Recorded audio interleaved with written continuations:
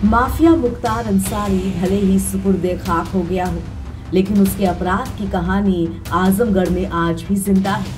मुख्तार का दबदबा इतना ज्यादा था कि उसकी बात ना मानने वालों को मौत की सजा दी जाती थी। वो दिन था छात्र संघ चुनाव का, जहां पर आजमगढ़ के शिबली कॉलेज के छात्र नेता अजीत राय को कॉलेज परिसर में वंदे मातरम का नारा लगाना भारी पड़ गया था और मुख्तार अंसारी के गुंडों ने उसे लाठी डंडों से पीट पीट कर अधमरा कर दिया था।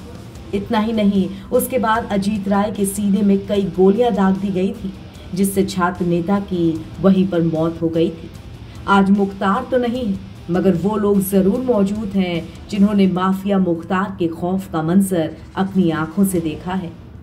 जी, जब ये अजीत राय ये जो वंदे मातरम कांड हुआ था, उस समय तो मेरी एज बहुत कम थी और मैं तथाकथित उसी ज़िले से हूँ, गाजीपुर से, जहाँ ये मुख्तार अंसारी का खौफ नाम से मुस्लिम लोग मुख्तार भाई एक खौफ का नाम दिया जाता था। और हम लोगों ने सुना था कि सिबली में कोई वंदे मातरम बोलने पे किसी की हत्या कर दी गई थी, जो कि बहुत ही शर्मनाक बात है। वंदे मातरम हमारा राष्ट्रीय गीत है और वंदे मातरम गाने पे अगर हत्या कर दी जाएगी तो फिर हम भगवान का नाम भी लेंगे तो कुछ भी हो सकता है। तो आज जिसका न्याय नहीं कर पाए, न्याय वाले नहीं कर पाए, हमारे जज नहीं कर पाए, उसका न्याय आज भगवान ने किया और उनकी आत्मा को आज शांति मिली। और उनको हम आज इस हत्याकांड के बाद ये जो मृत्यु इनकी हुई है, जिस भी कारण से इनकी मृत्यु हुई है, हम इनको अजीत राय को एक भावभीनी श्रद्धांजलि आज मिली उनको। और ये खौफ मुख्तार अंसारी का आज से हट गया, सभी लोगों के दिल से हट गया। तो गलत चीज़ का गलत नतीजा होता है। एक कहावत है, छोटी सी, बहुत पॉपुलर है, बोया पेड़ बबूल का तो आम कहाँ से पाऊँ। तो जिसने जैसा किया उसको वैसा मिला। जब उसकी भी हत्या हुई होगी तो आज जो उनके घर वालों पे बीत रही है, उस दिन उस बेचारे के भी घर वालों पे ऐसा ही बीत रहा होगा। तो आज वो घर वालों के दिल पे बहुत दिनों के बाद जो ठंडक पहुंची होगी, इससे वो राहत उनको आज बहुत मिली होगी। तो जिस तरह से हर आतंक का खात्मा, अतीक का खात्मा हुआ, इन मुख्तार अंसारी का खात्मा हुआ, और जिस तरह से भगवान न्याय करते जा रहे हैं, हम चाह रहे हैं कि सारे जो अपराधी हैं उनका खात्मा हो और भगवान का न्याय हमारे साथ हो और हम लोग एक स्वच्छ और सुरक्षित राष्ट्र से आगे बढ़े और स्वस्थ और सुरक्षित नेताओं के साथ अपने देश का विकास प्रतिदिन प्रतिपल करें।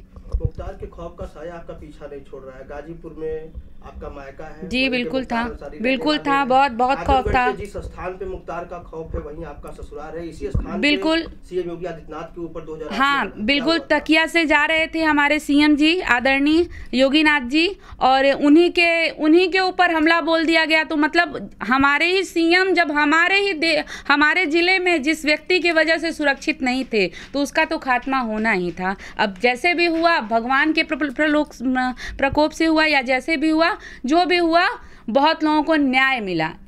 मुख्तार के अंत के बाद महिलाएं कितनी सुरक्षित महसूस करती हैं? बहुत सुरक्षित हैं महिलाएं। नहीं तो मुख्तार का पर्सनल व्यक्तित्व तो क्या था, वो तो मैं उस पर ना कोई मैं कटाक्ष करूंगी ना मैं जानती हूं, लेकिन उनके साथ के लोगों ने जो उनका व्यक्तित्व, तो महिलाओं के अंदर जो एक खौफ था, अरे ये काम करेंगे, मुख्तार भाई अभी उठवा ले जाएंगे, मुख्तार भाई, नहीं, ऐसा कुछ नहीं। अब हम लोग बहुत शांत हैं। मुख्तार भाई को जन्नत नसीब हो और जो भी हुआ, अब महिलाएं बहुत शांति प्रिय हैं और योगीनाथ भी अब आएंगे तो कोई बात नहीं होगी और हम लोग भी जहाँ जाएंगे कोई बात नहीं होगी। और इसी तरह सारे आतंकी मौत के घाट एक दिन उतर जाएंगे, सबका अंत निश्चित। ये थे वो बहुत सात्विक उसके अपराधी हैं और उन लोगों का मुख्तार अंसारी गैंग से सीधा संबंध था और उन्हीं की सह पाकर ये लोग अजीत राय की हत्या किए थे। और आए दिन किसी न किसी के साथ मारपीट करना, गोली चला देना, ये उन लोगों का रोज़ का ये धंधा था उस समय।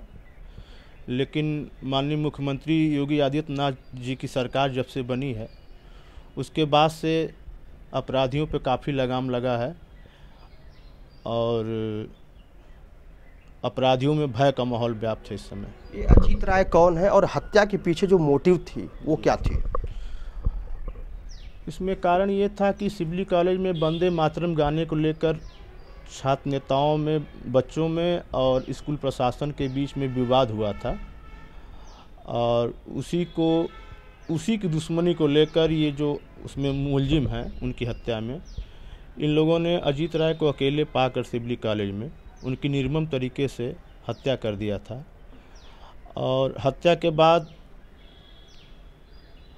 काफ़ी बवाल हुआ था, यहाँ पे कर्फ्यू भी लगा था।